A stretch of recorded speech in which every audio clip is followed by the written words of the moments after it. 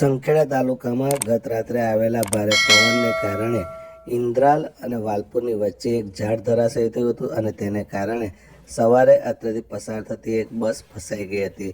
જોકે ઝાડની બાજુમાંથી જગ્યા હોય ત્યાંથી નાના વાહનો પસાર થઈ શકતા હતા, પરંતુ એસટી બસ પસાર ન થઈ શકે એવી સ્થિતિ સર્જાયેલી હતી.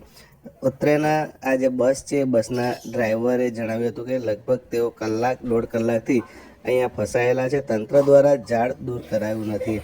અત્રે ઉલ્લેખનીય છે કે ચોમાસા પૂર્વે પ્રી મોન્સૂનની કામગીરી કરવામાં આવતી હોય છે. સાથે સાથે ચોમાસા જેવી સ્થિતિની અંદર ડિઝાસ્ટર મેનેજમેન્ટ પણ કામ કરતું હોય છે, પરંતુ અહીંયા આગળ લાંબા સમયથી પડેલા ઝાડને દૂર કરાયું નથી અને ઝાડ દૂર ન કરાવવાને કારણે અહીંથી પસાર થતા મોટા વાહન ચાલકોને હાલાકીનો સામનો કરવો પડી રહ્યો છે.